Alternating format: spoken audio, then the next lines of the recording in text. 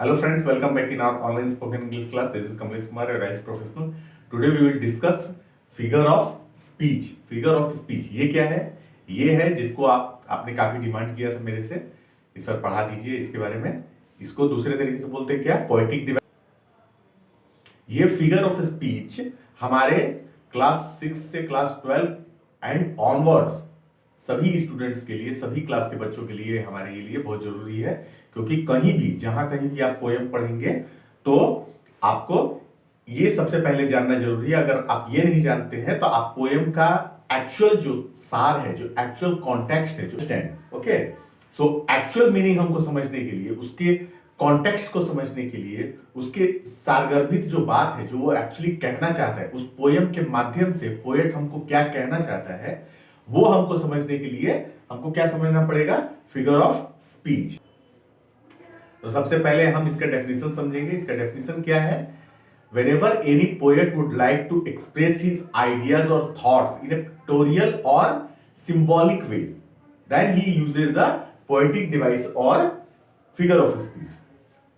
There are more than 100 figure of speech which we, तो यहां पे मैं वो फिगर ऑफ स्पीच बताऊंगा जो जनरली हम लोग यूज करते हैं और ज्यादा यूज करते हैं, जिसके बारे में क्या है कि आपको।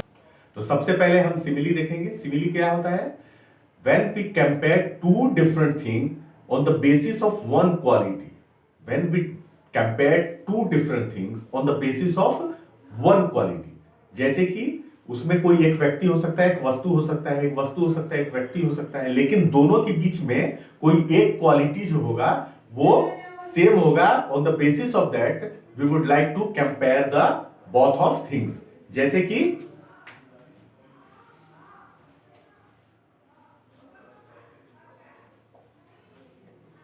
wondered lonely like cloud। ठीक है, वर्ड्सवर्थ की पोएम है, उसके लाइन लिया मैंने, wondered lonely like cloud। मतलब यहां पे क्या है कि अकेलापन, अकेलापन जो है, अभी पोएट जो है खुद की तुलना कर रहा है किससे? क्लाउड से। ठीक है, किससे तुलना कर रहा है? क्लाउड से। खुद की तुलना कर रहा है किससे? बादल से, क्लाउड से। On the basis of what? On the basis of quality of loneliness.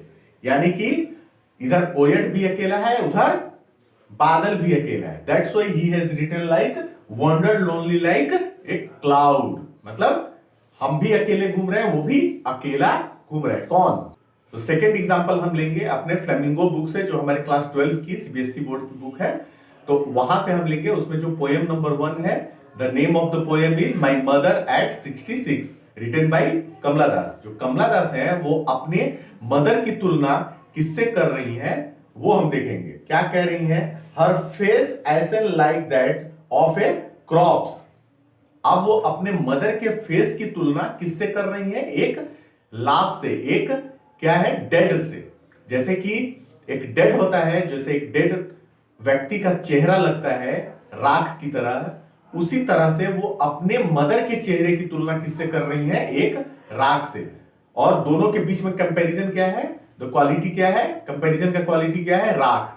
लाश भी जो है उसका चेहरा भी राख की तरह दिख रहा है, दिखता है। और इधर उनकी जो मदर है उनका चेहरा भी कैसा दिख रहा है? उनका चेहरा भी राख की तरह दिखता है। तो यहां पे के टू डिफरेंट थिंग्स है, लेकिन एक कॉमन क्वालिटी है जिसके बेसिस पे क्या है कि कंपैरिजन हो रहा है। क्लियर है? तो इस तरह से हमने अभी क्या देखा? हमने अभी देखा सिमिली। अभी हम देखेंगे इसका शॉर्ट फॉर्म। इसका शॉर्ट फॉर्म क्या होता है? मेटाफोर। मेटाफोर। तो अभी हम अपना सेकंड पोएटिक डिवाइस देखेंगे which is known as a metaphor. Metaphor क्या होता है? मेटाफोर इज ए, इसको दूसरे तरीके से भी बोलते हैं कंप्रेस्ड सिमिली। ठीक है, short form of the simile. Simile में क्या है कि जिससे तुलना करते हैं, दो चीजों के बीच में हम जब तुलना करते हैं तो दोनों चीज भी होती हैं, और जिससे हम तुलना करते हैं, जिसके बेसिस पे हम तुलना करते हैं, वो भी वहीं पे रहता है। ठीक है, वो भी सामने एक्सप्लेन होता है, सामने मेंशन होता है। जैसे कि अभी हमने देखा कमला दास जो तुलना कर रही है अपने मदर के फेस का एक डेड बॉडी के फेस से, तो वहां पे जो है किससे तुलना कर रही है? राख से तुलना कर रही है। तो वो राख भी वही है, दोनों चीजें भी वहीं पे। लेकिन मेटाफर में क्या है, मेटाफर में क्या है, indirect comparison between two things, indirect comparison between two different things for a one common quality. लेकिन यहां पे क्या है, यहां पे जिससे कंपैरिजन होता है on the basis of what we are comparing, वो क्या है, वो एब्सेंट होता है। जैसे कि अब हम बोले कि Ramesh is a lion, Ramesh is a lion, ठीक है,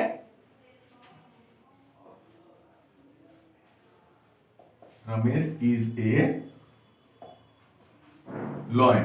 तो क्या रमेश जो है शेर है? नहीं, ऐसा नहीं है। रमेश इज ए लॉयन मतलब यहां पे तुलना किससे किया जा रहा है, रमेश की तुलना किससे की जा रही है, लॉयन, शेर से। On the basis of what, on the basis of, अगर हम इसको बढ़ा के लिखें, Ramesh is a lion, Ramesh is brave like,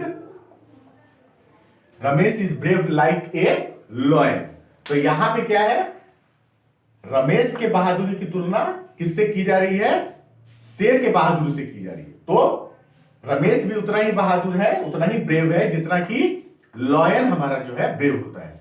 तो यहां पे क्या है कि तुलना किससे किया जा रहा है, ब्रेव, बहादुरी से तुलना किया जा रहा है। लेकिन वो क्या वो अवेलेबल है, क्या वो प्रेजेंट है सेंटेंस में? नहीं, वो सेंटेंस में प्रेजेंट नहीं है, बट ये वहां पे है, उसका कॉन्टेक्स्ट वही है, उसका मीनिंग वही है। Ramesh is a lion, she is दूसरा देखेंगे, सी इज ए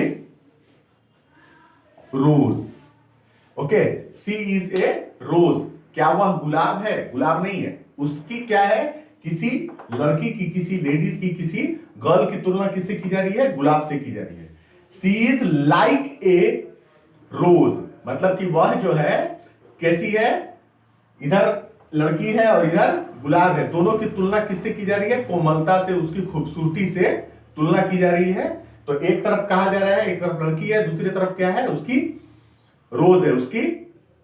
तो on the basis of what we are comparing, on the basis of their beautifulness, ठीक है। तो हम कह सकते हैं क्या, सी इज ए रोज, ठीक है। तो हम कहना क्या चाहते हैं, हम कहना एग्जैक्टली चाहते हैं सी इज लाइक ए रोज, ठीक है, सी इज ब्यूटीफुल लाइक ए रोज। तो इस तरह से इसको क्या हम कहते हैं, इसको बोलते हैं, नेक्स्ट पोएटिक डिवाइस हम देखेंगे which is known as a enjambment. Enjambment क्या होता है, जब कभी भी कहीं भी जब पोएट्री कोई कविता होती है और क्या है कि वो पहले लाइन से वो दूसरे लाइन में without punctuation, without comma, without semicolon वो जब कंटिन्यू करता है, जब रन करता है, जब वो आगे बढ़ता है, तो दैट इज कॉल्ड इंजाबमेंट, ठीक है। पहले लाइन में चल रहा है लेकिन वहां पे क्या है कि वहां पे ना फुल स्टॉप हुआ, ना कॉमा हुआ, ना semicolon, and the idea continues to the second line और थर्ड लाइन एज वेल। तो that is called the enjambment. जैसे एग्जांपल हम लेंगे from class 11 book Hornbill, poem number 1। The name of the poem is a photograph, written by Shirley Toulouse, ठीक है। तो इसमें जब वो पहले लाइन में क्या बोल रही है, the cardboard shows me how it was when the two girl cousins went paddling, फिर उसके बाद क्या है, फुल स्टॉप है। तो जो पहला लाइन है, पहला लाइन के बाद वो क्या करता है, वो आइडिया जो है, वो थॉट जो है, वो जो उनके विचार है, वो क्या करते हैं, कंटिन्यू करते हैं without any punctuation, without any comma in second line. This is called enjambment, okay. तो ये आप सिंपली आइडेंटिफाई कर सकते हैं, कहीं भी अगर आप देखें कि कविता है और वो क्या है, पहला लाइन से क्या है कि बिना किसी कॉमा के, बिना किसी पंक्चुएशन के वो अगर सेकेंड लाइन और थर्ड लाइन में भी इवेंट कंटिन्यू कर रहा है, सो वहां पे हम सिंपली आइडेंटिफाई कर सकते हैं कि कौन सा पोएटिक डिवाइस यूज हुआ है। The name of the poetic device is enjambment, clear. Next poetic device देखेंगे, the name of the next poetic device is alliteration. Alliteration क्या होता है, जब भी किसी भी कविता में कोई भी पोएट जो है अपनी बात को किसी खास वर्ड के द्वारा रिपीट करता है, इवन वो उच्चारण में अलग हो सकते हैं, लेकिन उनका जो है अगर साउंड एक हुआ तो उसको क्या बोलेंगे, उसको बोलेंगे एलिट्रेशन। तो एलिट्रेशन में भी क्या है, दो है, जैसा कि आप जानते हैं, एक वॉवेल होता है, एक कॉन्सोनेंट होता है। तो same thing is here as well. पहला क्या है, कॉन्सोनेंट, अगर कोई भी वर्ड यूज किया जा रहा है और उसका साउंड या तो उसका वर्ड किससे रिपीट होगा, कॉन्सोनेंट से, दैट इज कॉल्ड कॉन्सोनेंस। या फिर अगर दूसरा होगा उसका जो साउंड या उसका जो लेटर्स है वो किससे रिपीट करेगा, एसोनेंस यानी कि वॉवेल से, तो उसको क्या बोलेंगे, एसोनेंस। ओके, तो कॉन्सोनेंस अगर रिपीट हुआ, कॉन्सोनेंट रिपीट हुआ तो उसको बोलेंगे कॉन्सोनेंस, एंड अगर क्या रिपीट हुआ, अगर वॉवेल रिपीट हुआ तो उसको बोलेंगे एसोनेंस। तो हम उसका एग्जांपल देखेंगे। एग्जांपल, तो सबसे पहले हम कॉन्सोनेंस का एग्जांपल लेंगे। My mother makes momos, my mother makes momos, यानी यहां पे क्या रिपीट हो रहा है, एम एम एम रिपीट हो रहा है, तो that is called consonance. The same way अगर हम एसोनेंस देखेंगे, एसोनेंस का एग्जांपल देखेंगे अगर हम, alone alone all all alone, alone alone all alone, तो इसमें क्या रिपीट हो रहा है, ए साउंड और ए लेटर भी रिपीट हो रहा है। तो सिंपली वी कैन आइडेंटिफाई कि इसमें कौन सा, इस लाइन में, इस वर्ड्स में कौन सा पोएटिक डिवाइस यूज हुआ है, एलिट्रेशन। क्लियर? तो इस तरह से हम सिंपली आइडेंटिफाई कर सकते हैं। अगर उसका हम पहला वर्ड देखेंगे, पहला लेटर देखेंगे, या फिर उसका हम क्या देखेंगे, उच्चारण देखेंगे। अगर उसका साउंड भी अगर कॉन्सोनेंट में आएगा तो उसको कॉन्सोनेंस बोलेंगे, और अगर वॉवेल में आएगा तो उसको बोलेंगे क्या, एसोनेंस।